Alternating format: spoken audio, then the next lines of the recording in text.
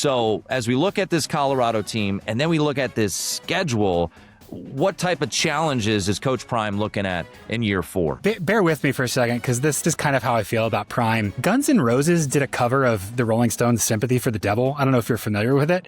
And Axl Rose has this like great screeching voice, like Guns N' Roses at their peak rocked or whatever. But he just kind of sold it in and was like flat and weird. And every time you listen to it, you're like, man, this could have been awesome. And I was rooting for this. And it just fell so flat. The Dion at Colorado kind of feels like this. I feel like it could have been awesome. And it could have been cool, and they just way missed the mark on engagement and taking care of business and this overconfident swagger. This is VSiN's College Football Betting Podcast. Welcome in. Another edition of the VSiN College Football Betting Podcast. I'm your host, Tim Murray. Just a reminder, folks, you can always chime in.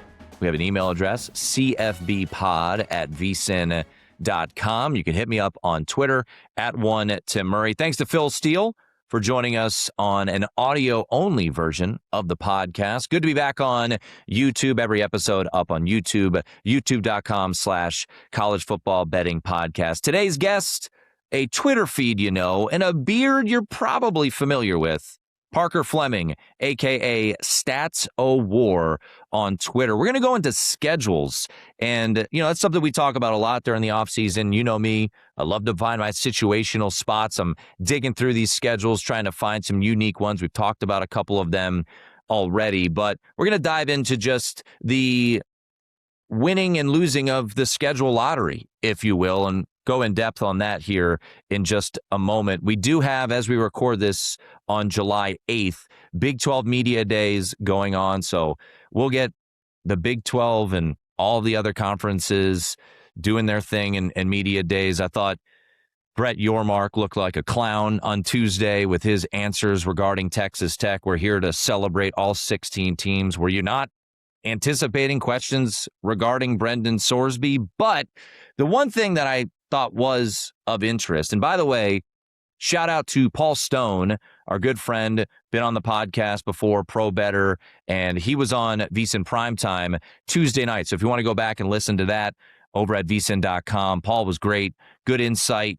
couple of best bets, one of his favorite plays in the week 0 market. He does like TCU. He's going to lay the chalk there with TCU. He also likes the game of the year BYU catching 10.5 against Notre Dame, which I predicted would happen when he joined us a couple of weeks ago. But if you want some more best bets, go over to vsin.com, check out the show archives, and check out VSiN Primetime. But great stuff from Paul Stone, as always. But he was there along with so many other members of the media, and this is what Joey McGuire said regarding Will Hammond. We'll talk about Will Hammond with Parker here in a bit. Quote, I could see Will Hammond starting the first game. We'll leave that up to the doctors and the medical staff, but he's in a really good spot. And that's something Ryan Hyatt talked about when he joined the show a couple weeks ago is, look, we were all sick and tired of talking about the Brendan Sorsby saga. It's over. It's been put to rest.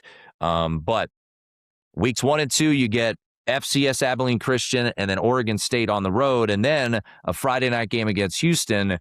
I think the question's going to be, do you want Will Hammond's first start to be in an important game there against the Houston Cougars, or are you going to try to get him in some form or fashion in weeks 1 and 2? As we sit here right now, if you're new to the podcast, welcome. And a best bet that I made a couple weeks ago, it shifted one way when Brendan Sorsby got reinstated and has since shifted back, is Texas Tech to win the Big 12. And go back and listen to old podcasts. I'm not going to go as deep, but a big reason, and we're going to start here on the podcast, is schedule, right? Look at the schedule for Texas Tech. By the way, I think plus 105 available at FanDuel, so shop around. You can actually get a little bit better number than what I got at even money.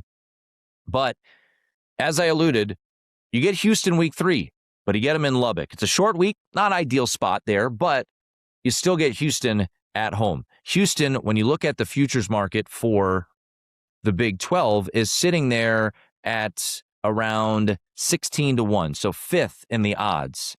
BYU's 2nd, Utah's 3rd, Kansas State 4th. Texas Tech doesn't play any of those teams. Then you go to Houston, you get them at home. Arizona, You get the Arizona Wildcats at home. Arizona State, you get them at home. TCU, you get them at home. So the top 3 teams outside of Texas Tech in the futures market, they don't play. The next 4, they all get them at home, and then you get Oklahoma State, who is 9th in the market, and you get them on the road. So that's why Texas Tech is high for me from a win total, or excuse me, from a future standpoint. And as I discussed, you can get off of that position in the championship game. A couple other schedules, and we'll talk about these in depth with Parker Fleming. Sticking in the Big 12, how about Kansas State? Kansas State, a lot of curiosity. What is Avery Johnson going to be in, I think, what is it, year 11? In Manhattan? I'm not sure. I have to double check those numbers, but it feels like it's been about a decade for Avery Johnson. But he's back. Colin Klein also back, the guy who recruited him to Kansas State. And their schedule: no Utah, no BYU, no Texas Tech. On the road against the 3 teams with the worst odds to win the conference. So if you're looking at games you want to have on the road, how about the worst teams in the conference? Cincinnati, Iowa State, Colorado. You get all of them on the road. You look at Miami. Miami right now, I was listening to Ari Wasserman and Andy Staples on their podcast, and they asked the question, if you had to draft a Power 4 champion, who would you take? And both of them said Texas Tech. I would tend to agree with that. But the only odds-on favorite to win a power conference is Miami, which, ironically enough, they've never won the ACC. But look at their schedule.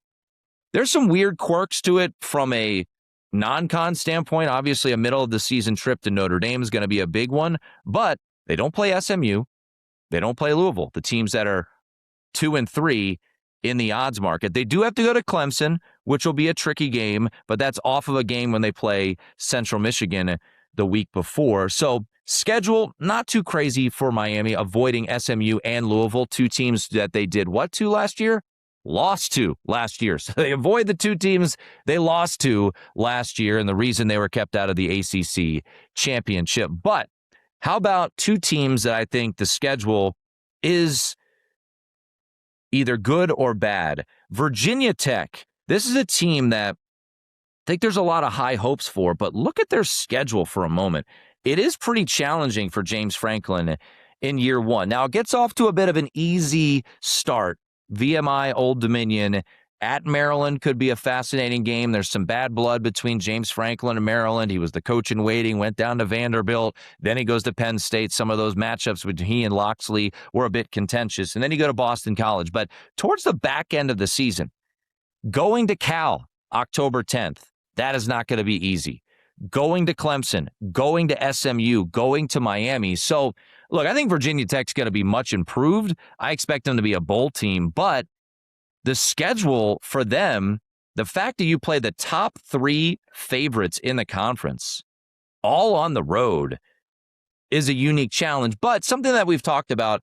If you want to go over your win total, if you want those toss-up games, you want those games you are maybe expected to lose to be on the road, and they've got Miami, SMU, and Louisville all on the road. Excuse me, and Clemson all on the road. One team that we'll talk about here with Parker is NC State, Dave Doran's squad. Now, you got that week 0 game now in Virginia as opposed to being in Brazil, but look at NC State and the teams that they avoid. They avoid Miami, they avoid SMU, they avoid Pitt, and they avoid Virginia Tech. You do have Virginia on the road. You also get Louisville, but you get Louisville at home. You get Louisville coming off of a non-con game. That is a sandwich spot. I will point that out. How about September 19th, NC State goes to Vanderbilt. October 3rd, hosting Louisville. If you're looking for a sandwich spot, the boys from Boone, Appalachian State, go to NC State. Kind of a weird spot there in late September. But NC State, a team we'll talk about here in just a little bit, certainly scheduling worked to their favor. And then lastly, speaking of James Franklin, his old employer, Penn State, really made out well with their schedule this year. And we'll dive into this a little bit here. But Penn State in year 1 under Matt Campbell, they avoid Ohio State, Indiana, and Oregon. They get USC at home. We talked about this game with Brad Powers. That is a really advantageous spot for Penn State to get USC at home with all the struggles that Lincoln Riley has had traveling across the country. So think about the stretch USC has prior to traveling to Happy Valley October 10th. They got Oregon, rival, September 26th at home. Washington, old Pac-12 rival, October 3rd. And then you're making your trip across the country where you have struggled consistently against a Penn State team. So that number has actually moved a little bit because when Brad Powers was on the podcast, gave it out as a best bet, Penn State was a slight underdog. It's a pick'em right now. I still think that is worth a look there. Penn State as a pick'em against USC on October 10th. But Penn State's schedule, they do have Michigan on the road, which will be certainly a challenge. And they also have a trip out west where they will take on Washington on November 7th. So a couple of unique challenges. You're not going to get a completely easy schedule, but Penn State, a team, certainly the schedule works to their advantage. There is a clear-cut top three teams in the Big Ten in Indiana, Ohio State, and Oregon, and the Nittany Lions in year one under Matt Campbell avoid all of them. Speaking of Power 4 teams, before you know it, our guy, Brett Ciancia, and Pick 6 Previews will have his magazine out. He goes in depth on all 68 Power 4 teams. He's got advanced stats, ATS trends, game grader projections. It is the number one most accurate college football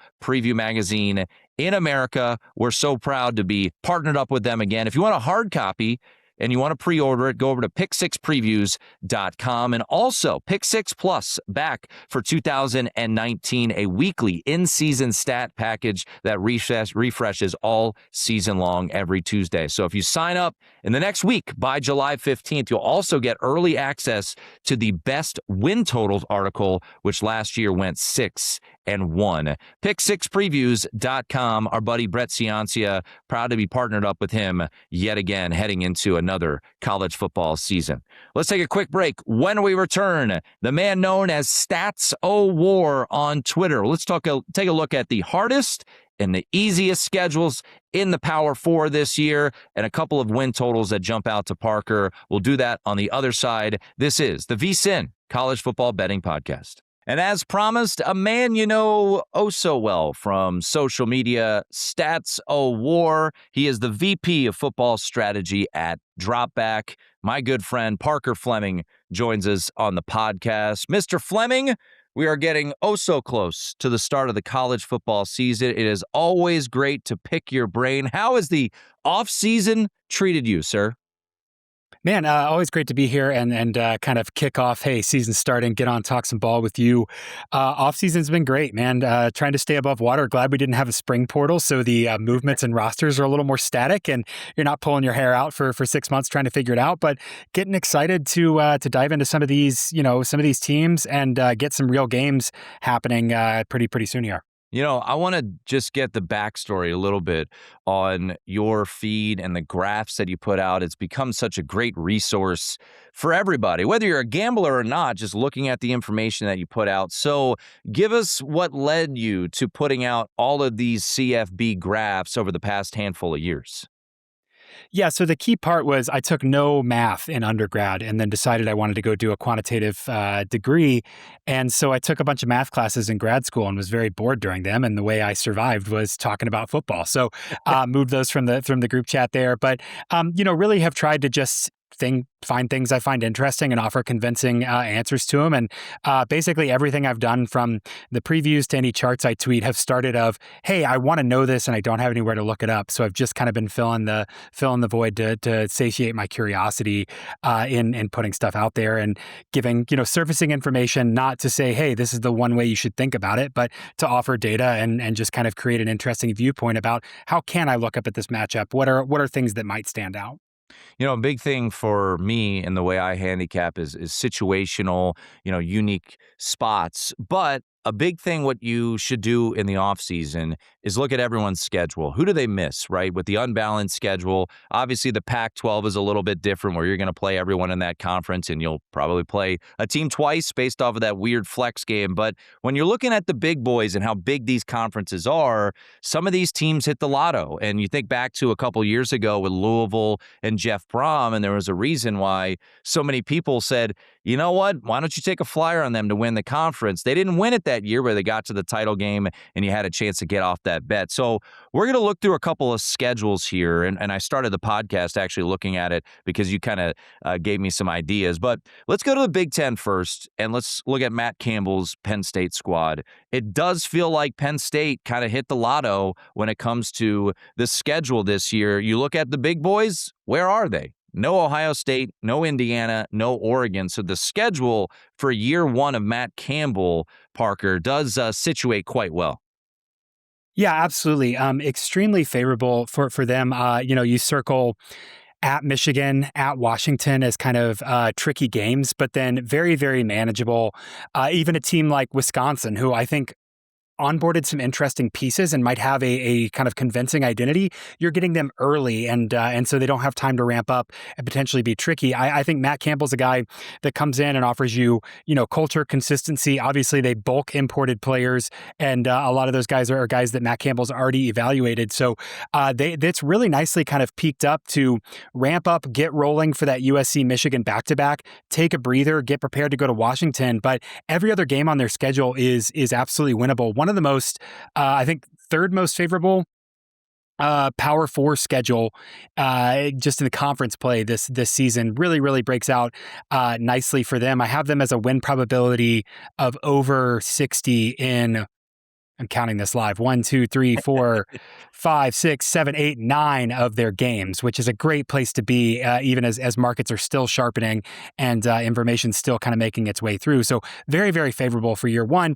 not to mention in the era of, a lot of player movement, having the experienced relationship with Rocco Beckett at quarterback. I think Penn State's offense will be much more boring, much less fireworks and kind of Andy Kotelnicki doing all sorts of random crazy things, but perhaps much more efficient kind of bread and butter offense this year. Yeah.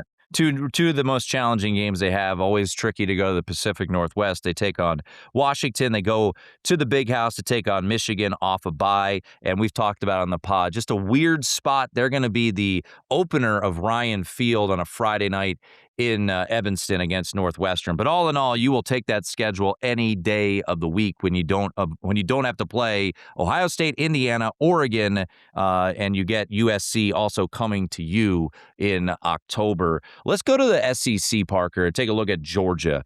This is a team, and I actually mentioned it in the previous podcast with Phil Steele, where the more I dig into it, the more I'm like, I kind of like Georgia, and which is not a really crazy, outlandish thing to say, a team that's won multiple national championships, won the SEC a year ago. But, for them, it was disappointing the last 2 years. They lose in the Sugar Bowl 2 years ago to Notre Dame. They lose in the Sugar Bowl last year to Ole Miss. Looking at their schedule this year, Parker, what jumps out to you about the Bulldogs? Because we know you're always going to have a couple pretty darn good opponents on your schedule in the SEC, but for Georgia, what makes their schedule in your eyes a little bit more favorable than others in the SEC? Definitely taking a little bit of a breather in the non-con and not as ambitious there. Obviously, you get Georgia Tech as kind of your non-con rival there at the end. Georgia Tech, I do think, with losing Buster Faulkner and the quarterback room is going to be a little bit step back. So that's an easier matchup for them. Really comes down to kind of 4 games, top 15 opponents in Oklahoma, Alabama, Florida, and Ole Miss, and how they can kind of weather them. The good news is those are spaced out a little bit and should give you some breather. The thing I have circled with Georgia, because I agree, I like them. I think they have 7 or 8 guys who could be drafted next year on this defense starting. They're going to have a lot of talent. Maybe the top end of defensive talent isn't there where it's been historically, but in terms of depth and number of guys that are consistently good, certainly there. I feel like the last couple of years we've been looking back at Georgia and saying, man, they were so talented, but they just couldn't stay healthy. Oscar Delp last year, it's revealed that he's got the foot issue and wasn't playing at 100%. You wonder how they're going to be working this offseason to kind of weather the storm, because it is increasingly a long season. not only the brutal SEC kind of grind, but even to make it out of the first or second round. We've seen Georgia get out physicaled in the playoff, and then 2 years ago with Notre Dame, and then last year with Ole Miss. Kind of that one more score they needed. They couldn't close the deal there, and so I wonder what Georgia's doing to maximize kind of that longevity and keep their guys healthy. I don't think the talent on defense is necessarily as high ceiling as it potentially has been, but pound for pound, this is one of the most talent stacked defenses in the country. And the way that schedule breaks, they've got, a 51% chance of going 3-1 or better against that foursome that I mentioned. I think it's very, very favorable. I just am worried a little bit. The only thing tempering kind of my expectations is that we've just seen they kind of have gotten banged up really easily the last couple of years, and I want to see them be a little more robust. Let's go to the ACC, and I alluded to a couple of years ago, it was Louisville who won the schedule lottery. I wouldn't say NC State necessarily won it overwhelmingly, but the Wolfpack avoid, from an odds standpoint, the top two dogs, Miami and SMU. They do play Louisville, but they get them at home, so you'd much rather have a team like Louisville at home than on the road. You avoid Clemson, who is currently fourth in the odds. You avoid Pitt as well. You avoid Virginia Tech. You do have to play Virginia, and that game is not going to be in Brazil. Now it will be in Charlottesville. So on paper, your most challenging game in conference will be a trip to Virginia, but all in all, if you're Dave Doran entering, year 14, crazy to think, and CJ Bailey coming back for another season, there is some wiggle room there with this schedule for the Wolfpack. Absolutely. I have it as 3 opponents that are in the top 40 this season. And some of those, priors do some work, recent history does some work, like Florida State. Are we really, super worried about going to Tallahassee at the end of the season there for NC State? Great that they retained CJ Bailey, obviously lost some pieces in Hollywood Smothers and Jacarius Peak that went over to South Carolina. And so we'll be rebuilding in that. But Dave Doran is a guy that, I think the quarterback consistency will paper over a lot of concerns about plugging in new pieces and replacing kind of that elite talent there. I've got NC State in the mid 40s in terms of rank, about 7.52 expected wins. So kind of going to the over, I think, of those numbers there, just based on, you're right, the schedule breaks really nicely. They could lose to Louisville, they could lose to Virginia, they could lose to one of Florida State and still have a very solid season. With that, you're going to Stanford, but you get Cal at home. So again, not a huge split in terms of the travel burden there. It's kind of broken out nicely for them as well. I think if we're looking back at a 9-3, 8-4 NC State, we're saying, hey, this is an NC State team just like kind of exactly what we expect out of Dave Doran. The schedule just broke nicely enough that they were able to stay consistent and win a couple games that are more borderline. Yeah, you're looking at a plus money on over 7.5, minus 175, over 6.5 for NC State.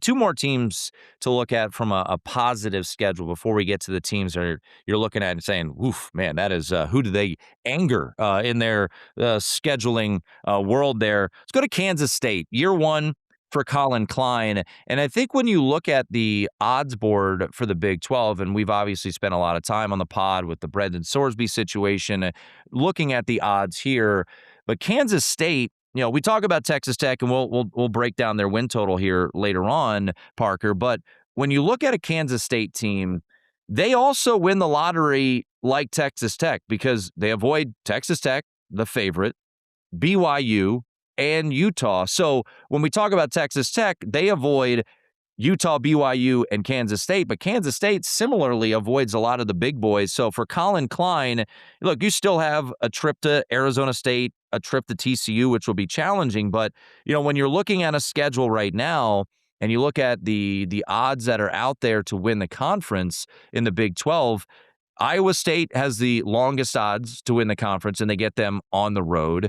Colorado, who knows what to expect from the Buffs this year? They get them on the road, and they get Cincinnati on the road. So the 3 teams with the longest odds to win the Big 12, Parker, they go on the road to all of those teams. So you're probably going to be a favorite. So I think when you look at Kansas State, there's a reason that they have the 4th shortest odds, and it might be a lot to do with the schedule.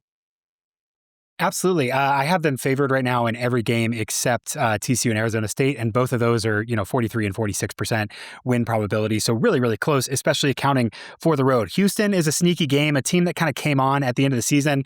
I do think they got overrated a little bit. It's still good to have them at home and not have to go down there with Willie Fritz as a builder and building up. But I think the vibes around Kansas State are kind of odd. Certainly with Kleiman retiring, you get Klein coming in. I don't know if there's anyone in America I'd trust more to kind of finally get Avery Johnson to make that step and be the quarterback that he should be. I mean, run the ball, man. Like let's line up and do that. But yeah, Kansas State gets a really nice opportunity here to kind of take care of business. And I wouldn't call it sneaking into the Big 12 title game, but you avoid the presumptive favorites across the board. You go 2-1 against against Houston, Arizona State, and TCU, and you're probably in the Big 12 championship, and probably at least in a situation like BYU last year, where if you win the Big 12 championship, you're in the playoff and well seeded. So yeah, certainly breaks down there. I think two opponents in the top 30 there overall. So again, really, really nice and easy. Also have to say they are not going across the pond this year, which I think the curse of the Ireland game certainly reared its head last season. They just seemed off. They came back and, struggled with an FCS opponent and never looked right all season. You wonder if that consistency bump doesn't kind of overcompensate for how down they were last year as well. So maybe trending in the right direction for Kansas State as well. I've got them at 37 to start the season. You mentioned it, and I think I've talked about it a little bit so far this offseason, but can someone unlock Avery Johnson? Because, think back to 2 years ago. Parker, he went off 25-1 preseason to win the Heisman Trophy. This was a program that said, Will Howard, you can leave us and go win a national title. We like this guy with the locks out of his helmet there. And now he's an afterthought. There's a bunch of these quarterbacks this year that I'm just fascinated to see how they rise, whether it be, Nico Iamaleava at UCLA, who was, around 18-1 to win the Heisman 2 years ago, but he was at Tennessee. It's super rare to see a situation like Avery Johnson, where this is going to be his third year as a starter, had all the hype in the world in 24, and now in 26, it doesn't feel like anybody is talking about Avery Johnson. Absolutely. And with quarterbacks, Tim, I feel like we do a bad job of kind of anticipating development paths, because I still maintain not only transfer portal and COVID kind of threw off our perception of quarterbacks, but I legitimately believe Tua and Trevor Lawrence just kind of broke a whole generation's brains with expectations for college quarterbacks to just come in and compete immediately. And the thing about Avery Johnson is he's had some rough reps. I don't think he was the problem last year. I think there's, some situational stuff that wasn't going as well as they wanted. And, some of that might rear its head again. They're going to replace a center who is just an absolute dog, kind of led the offensive line, and have to deal with that. But we got to see Avery Johnson take some reps that lesser quarterbacks didn't earn. They didn't earn the opportunity to be on the field and play those reps and kind of learn in real time. And so that kind of goes back and forth with Avery. We got to see him play not as well as maybe someone else who was sitting behind a better quarterback was. A little bit same with Nico as he kind of came on the scene and took over as well. So for those developmental quarterbacks, I do think that I'm optimistic about kind of, hey, you play your first year, you're getting some reps. Second year, can you take a leap? Third year, that leap is still there. I don't think Avery Johnson's going to play himself into a first round pick or anything, but I do think there is a consistency. Like we've seen his top end, there's a consistency to Avery Johnson that I think Klein can unlock and really elevate his play into very, very solid, good college quarterback. Final easy schedule amongst the power teams, Notre Dame. And this schedule, look, on paper, when Notre Dame announced the series with Wisconsin, people forget in 2021, they were an underdog to Wisconsin at Soldier Field. They were supposed to play this game in 2020. COVID happens. Now they're playing in 2026, and Wisconsin has obviously fallen on hard times. Right now, you look at the schedule, Parker, a road trip to BYU, that'll be a challenge, no doubt. They are, based off of the betting odds, a double-digit favorite there. Miami in South Bend in November, and then SMU. How manageable is the Irish schedule in your eyes this year? Very, very favorable. Second among Power Four teams. This is not a dig at Notre Dame, but like that's kind of common in the independent era. It's like they're going to play some ACC teams. It's up and down, and just the revolving door there of like which ACC teams they're playing plus the non-con.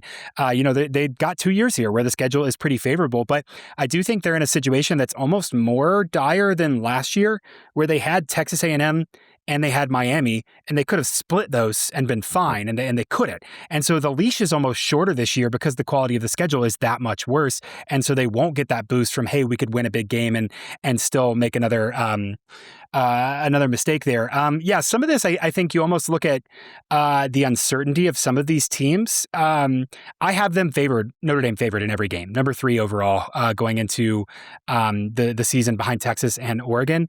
And you look at, a BYU and a Miami as kind of the two that are the most difficult. Contrary to last season, they get some time to ramp up, to iron out some kinks.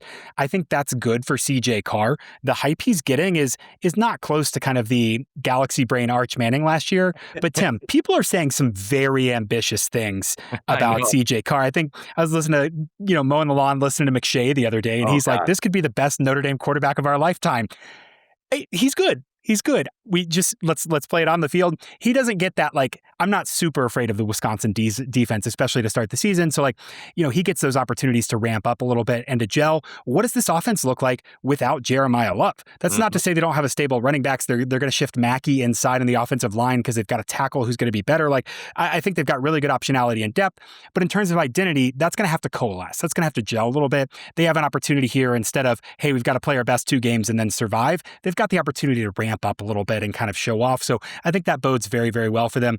In addition to kind of quality of opponent, timing of opponent is much more favorable this season as well. Oh, there's no doubt. I mean, they will be almost a 3-touchdown favorite in every game. I think right now 20 or so against Wisconsin. So you mentioned it, but it's funny. I remember people losing their mind over whatever bylaw it is that Notre Dame automatically gets in if they're top 12. I'm like, look, folks, look at the schedule. If they're 10-2, they ain't getting in. If they're 11-1 or 12-0, they're getting in. And that's just kind of your point there. Last year they were 10-2, and it was right there on the cusp. If they lose 2 games with this schedule, kiss your playoff goodbye, in my opinion. So let's get to the really challenging schedules this year. Big 12 media days are going on as we speak, and Coach Prime is out there. It's year 4 for him.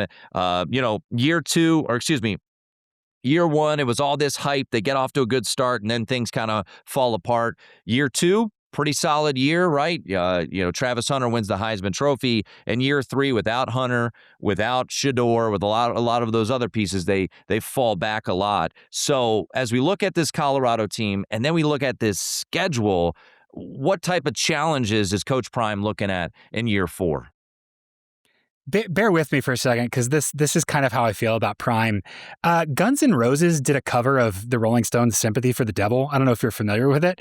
And Axl Rose has this like great screeching voice, like Guns N' Roses at their peak rocked or whatever. But he just kind of sold it in and was like flat and weird. And every time you listen to it, you're like, man, this could have been awesome, and I was rooting for this. And it just fell so flat.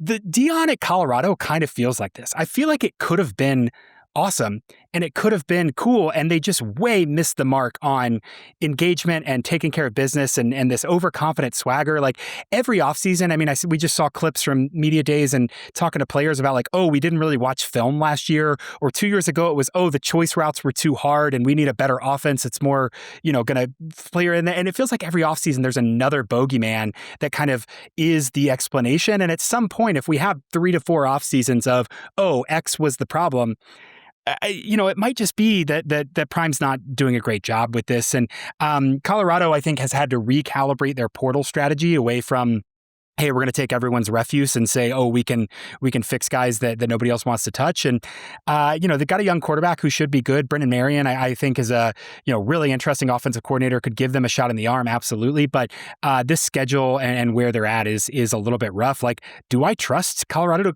go to Northwestern and win? No, I don't at all. I think you get Utah, you get a much better Oklahoma State. You have to play Houston, you have to play Arizona State and Kansas State. Not to mention you're getting a Texas Tech team that the probability of winning that is very low. I just don't see Colorado having any sort of runway here to build up some confidence and kind of win. This looks like another survival year, and you lose a mainstay on the offensive line. You look at what they did with Salter down the stretch. I hate to be so negative, but I just don't see a lot of evidence that even as they have a couple interesting pieces this year, that Colorado's going to be much different than what we've seen the last couple of years. And it wouldn't surprise me if we're in October, November looking back and there's yet another bogeyman about, oh, this is the reason that Prime didn't work out at Colorado. It's not rocket science, but when you're a team like Colorado, you want your toss-up games at home. And this year, your toss-up games, for the most part, are on the road, right? Baylor, Oklahoma State, Cincinnati are all on the road. The easiest opponent you get at home in the conference is looking like UCF, and that's at the end of the year. We'll see where they're at as a program. To get Texas Tech, Utah, and Kansas State, and Houston, we're talking about 4 of the top 5 teams from an odds standpoint, Parker, all at home. So that it's not really advantageous when you're trying to just scratch and claw and get some wins. You almost rather have those games be away. Let's take those losses. As someone who loves the G6 like you and I do, I am excited to see Danny Scudero, who I thought was really fun at San Jose State, and Cam Perry, who I thought was really good at Miami, Ohio. They go there, but yeah, it's hard to envision a successful season. And like you mentioned, a non-con where you're playing 2 Power 4 teams on the road in Georgia Tech and Northwestern is no picnic. So you think about the hype of Coach Prime, and at times it lived up to it, right? We got College Game Day there, then things fell apart year 1, and then year 2, as we alluded to, and then we get to North Carolina. There's actually a market at DraftKings, head-to-head wins, North Carolina versus Colorado. So Bill Belichick year 2, you've got to start the season, Chapel Bill does, going to Ireland to take on TCU, and then you also have Notre Dame. So your non-conference schedule includes a game to Ireland and a home game against maybe the number 1 team in the country. That is not a super enjoyable non-conference schedule. Look at the start of their season. TCU bye, FCS East Tennessee State, at Clemson, Notre Dame, at Pitt, at Duke, and then a couple weeks later they host Miami. It is not a very welcoming schedule for year 2 of Chapel Bill. If that TCU game was a home game, I'd be looking at this and talking body blows. I have the Pittsburgh game circled just from the body blow effect, right? Just the fact that you are going to be in a dogfight. Then you add on, oh, you're going to Ireland, and we've seen what that does to teams. I mean, where's the bottom for North Carolina this year? What do you, 2-10. They got UConn there, and UConn's rebuilding. Maybe they can pull that one out even in kind of worst case scenario. But 2-10 is a floor I see entirely achievable for this team, adding up all those factors. Again, similar to kind of like Prime, Belichick's got his guys now, and he's doing this. Somebody who came in and tried to be really contrarian and couldn't get it work. I'm optimistic that Belichick is one of the smartest football minds, and if anyone can figure that out, if he can kind of get out of his own way and do it, maybe there's an opportunity there. But in terms of top opponents, we didn't even say Louisville, not a walk in the park at all. And you come out of that stretch of your first 5 games, 1-4, maybe 2-3 if you beat Pitt, you're feeling good about yourself. But 1-4, what are you playing for in the rest of the games? The rest of the season there against some teams that are certainly not going to be an out. Louisville, Virginia, NC State at the end of the season. There's going to come down to a lot of want to in this North Carolina schedule, and you wonder if they're not going to dig such a big hole, be suffering from kind of the Ireland effect that we've observed, that the want to is just not going to be there in the last 3 weeks of the season. So the matchup, by the way, for those wondering, Colorado versus North Carolina win total. UNC is a half-game favorite. So if Colorado and UNC land with the same amount of wins, you would win your bet, Colorado plus a half. So could be a fun little thing to keep an eye on there, Parker. Colorado versus UNC, who has more wins, 2026? I choose the gun. Yeah, man. No thanks. Pass. Let's go to the farm. Tavita Pritchard, Stanford, week 0. They get a revenge opportunity against my beloved Bows. They're a favorite in that one against Hawaii. But then, oh yeah, week 1, you get Miami on a short week. You got to go to Duke in week 4, Georgia Tech. You get Notre Dame on the road middle of the season, so that's a non-con game. You also play Louisville on the road. You got to go to Blacksburg, which will be a big challenge, and you finish up the season against SMU. So Stanford, based off of the odds, is facing the top 3 teams in this conference in Miami, SMU. You get them both at home. But once again, another one of those scenarios, Parker, where wouldn't you rather just have them on the road and get those losses and have a toss-up game at home? So Tavita Pritchard, year 1, not an easy schedule there for the Cardinal. Coming off a 4-8 year, I will say this. I think they surprised some folks with some wins last year, beating Boston College as a 2-touchdown underdog, beating Florida State as a 17-point underdog, smashing Cal in the rivalry game. So they did exceed expectations a year ago. Their win total's 3.5, another really challenging schedule when you look at their non-con of a good G5 team in Hawaii, Notre Dame, and then you get an FCS team in Elon in the middle of that season. Yeah, absolutely. And I mean, Hawaii was no walk in the park last year. That was a very ugly game that Stanford really struggled with, and then came back and immediately lost to BYU there. So there's kind of the precedent set of like, man, that Hawaii game to start is a little bit taxing. I've heard Andrew Luck talk a little bit about identity and hey, we want to be what makes Stanford football unique. I don't think you can build that kind of offensive line smash mouth kind of hardcore identity in one off season. So I think with Tavita there is bought in on the vision. The execution is going to be a little bit hard, but yeah, the way that some of these are just stacked is really hard. Notre Dame, and then obviously you get to that second half of the schedule, and Cal last season was kind of a standalone. I don't know if anyone in the Stanford's building thought, hey, we're going to have a chance against Notre Dame at the end of the season, but you had a bye week before Cal and were able to kind of prep for them. This year you're going bye and then to Virginia Tech, and then you have Cal, and so even your rivalry game, you're in a much worse kind of situational schedule. And as we talked about, NC State going to be a solid team, going to be hard even if that is at home, and then going to Louisville. So that's second half of the schedule, I think, is really, really tough. Could they win 3 of these first kind of 6 or 7 games? Absolutely. But then you're looking at a 5-game stretch to end the season where anything between 0-5 and 4-1 wouldn't necessarily surprise me just with how it breaks down. So I think what I'm waiting to see for Stanford is a lot of what does that identity actually look like in those first couple games? Not to totally write it off, but like, how do they lose to Miami? I think will tell us a lot about how the rest of that season is going to go. I've got a slight edge to over. I think they could win 4 if you got 3.5, but I don't love that, especially without seeing, how much of this talk is going to actually be on the field executed. Yeah, the big swing games for me, if you're looking at the win total, obviously you got to win week 0 against Hawaii, 3.5-point favorite there, revenge spot.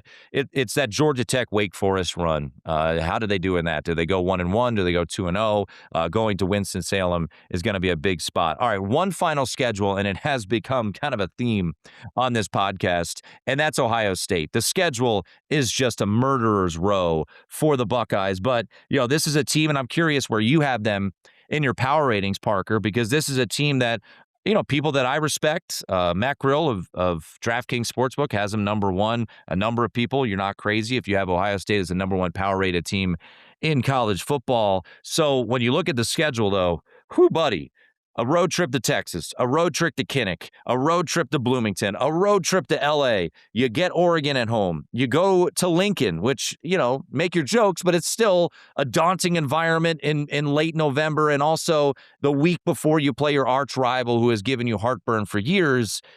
The win total's 9.5 here. We're going to kind of lump these two together, Parker. Win total 9.5. Schedule just absolutely a gauntlet for Ryan Day this year. Yeah, so two seasons come to mind. Last year, 2025, and 2019. I ended up with Ohio State as the number 1 power rated team at the end of the season, and they didn't win in a couple spots, very close losses that really had them falling short of winning the championship. I kind of have 26 circled as another one there. I've got them at 4. So it's Notre Dame, Oregon, Texas, Ohio State, with Georgia right there. I mean, we're talking decimal point differences, very, very close with that. But you look at this schedule, man. They were number one in EPA margin last year, but I've got that as number 1 Texas, number 6 Indiana, number 2 Oregon, number 12 USC, number 16 Michigan. Projected 3.4 and 1.6 record there. I mean, the probability they lose 2 of those is very high, and then there's no margin of error outside of that. You lose that third one, then you're Texas last year on the outside looking in, despite a hard schedule. How many can they get away with there? They're going to have 3+ offensive linemen. They're going to have the best wide receiver in the game. And, Sayan, for all his game manager kind of talk, is going to have 3 legitimate weapons to throw it around there. The defense, obviously, I think the biggest thing for me in kind of saying, I don't know if they're going to get to 9.5, is just on defense, what they lost in terms of top-end talent with Arvell Reese, Sonny Styles, and Caleb Downs. And then go further, you look at the interviews and the way coaches are talking about Caleb Downs, the way Caleb Downs talked about football and made adjustments on the field. I think Matt Patricia had a really great gig last year because Caleb Downs was doing so much on the field to kind of enact his vision and make it work. Even if you can come close to approaching the athleticism of 2 first-round safety linebacker kind of guys, the vision and the leadership, that wasn't just made overnight. That wasn't something that was coached into Caleb Downs. I think the defense is going to reel a little bit and relatively struggle from where they were last year, just because you don't lose 3 players of that caliber without taking a step back. And so that's where you go and start thinking like, man, I think Ohio State's a really, really good team. I think the under against the schedule just makes a lot of sense because, again, that row of 5 there, it wouldn't surprise me if they lost 2 or 3 of those and still played very good games the rest of the season. I love this podcast for so many reasons, and having different people on and hearing differing opinions.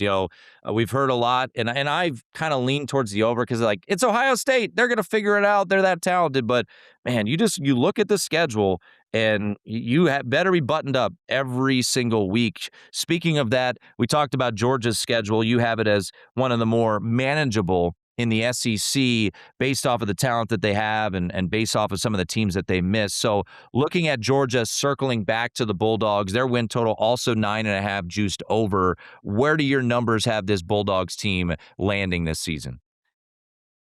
Yeah, I know this has moved a little bit in the offseason. Obviously, we're getting more market information. I've got this slightly to the under as well. I don't love that. I do wonder if there's not some of that uncertainty kind of baked in of, hey, like I mentioned, Georgia has struggled to stay healthy. The defensive top-end talent is not where it's at. Again, I think I said this one out loud already, but like a 51% chance that they win at least 3 of kind of that stretch of 4 games. I don't think all 4 of those opponents will truly be top 15 teams at the end of the season. So I can see Georgia almost in a Pyrrhic victory kind of sense, doing a little bit better in that regular season and running out of steam again in the postseason. That's a little bit what we've seen Georgia's building for is they want to win the SEC and then the playoff they're going to tackle after that. So I'd actually be a little bit more inclined to trust Georgia on the over there for how they're built than I am on Ohio State. And Matt Grill put up a Georgia versus Ohio State market. Georgia is a half-game favorite. You get plus money if you think Georgia will have more than a win ahead of Ohio State. So 2 teams certainly that makes some sense there. We didn't mention it from a scheduling standpoint, Parker, but let's get to Texas Tech. I've talked about it a bunch here on the show. The Big 12 media days were a catastrophe in my sense from Brett Yormark talking about Texas Tech, but that's in the rear view. We get the news that Will Hammond, hey, maybe he's going to be ready to go week 1, but you look at the schedule, no BYU, no Kansas State, no Utah. The non-con is an absolute embarrassment. And then the better teams in the conference all go to Lubbock. But with that all being said, you're looking at a 10.5 juiced over here with Texas Tech. So curious what your numbers spit out with Texas Tech this year. Yeah, I'm tempted to invoke the Tom Coughlin quote about football media liking soap operas more than football, but I'm going to skip over that and go to the Texas Tech numbers. Yeah, I mean, number 1 defense last season, number 22nd offense. All season, we saw, hey, they can't finish in the red zone against bad teams. We know this is going to bite them. They played Oregon, and yep, it bit them. They just could not move the ball consistently. I think Sorsby was a play to kind of bring up the floor and give you a little bit more explosive top there. I think we have to ask the real question. Like, Texas Tech has a lot of money. It's plausible they're just going to spend. If Will Hammond was good enough to get you to the playoffs, why would you bring Brendan Sorsby in? I think that's a fair kind of weak axiom of revealed preferences there of, oh, interesting. I know Hammond was injured. It sounds like he's progressing. Maybe he can be somewhere between Morton and Sorsby in terms of quality there. But the offense has to get better. And I think the issue with Texas Tech is they don't get opportunities against tough defenses to face adversity and truly learn how to survive under that adversity. I mean, the hardest game last season was Arizona State, and Morton was hurt, if I believe that correctly. And so they really didn't get good reps of like, oh gosh, we've got to win this. They just suffocated everybody on defense. The defense is going to be good. Again, Holmes, Ibarogba on the defensive line, like they did the same thing. I don't know if they have the height of like Bailey. So I think the defense is probably still much better than what the Big 12 is going to face. I don't know if it's that ceiling to truly do things like suffocate BYU twice or something like that they did last season. But 7 games against teams outside the top 45, they might actually be like similar to Notre Dame last year, where the schedule is not good enough that they can make a mistake and survive. If they lose a game, they might be win the Big 12 or you're not going to the playoff. And so I think that's what we'll see more out of Texas Tech is that they are not going to be as obviously dominant on the defensive side of the ball than the rest of the conference. They have a very easy schedule. They might have kind of a stretch of elimination games down the road there as they're not able to make a mistake and still make the playoff. Yeah. I do have them to win the conference, as we've discussed. A lot of it has to do with the schedule, right? And if they don't make the conference championship, it's a disaster for Joey McGuire and this team. 2 other teams I wanted to hit on here from a win total standpoint, and maybe the most polarizing team. I guess we could argue that Texas Tech was the most polarizing team. Lane Kiffin might be sitting down there in Baton Rouge and is like, hey, thanks for that. You get all the shine off of me, right? But before we know it, LSU, Clemson, week 1, that's going to be a monster game down in Death Valley. And then week 3, the most anticipated regular season game, in my opinion, all year will be that one, week 3 at Ole Miss. Win total sitting at 8.5 for LSU. You know, for someone like yourself who is so numerically based, I'm sure you've been evolving as the portal has been going on, but this team is really brand new down there at LSU. What do you look at here with this Tigers team? 8.5 is their win total. Yeah, the numerical example. So, there's always going to be art and finagling and kind of how do I account for not only, I mean, it's hard enough to account for players coming in, but a coaching change as well. I think the biggest thing is last season, LSU was 60th in quality drive rate. So in terms of generating scoring opportunities on offense, they were 136th, last in the FBS in points per quality drive. LSU was absolutely allergic to the red zone last season.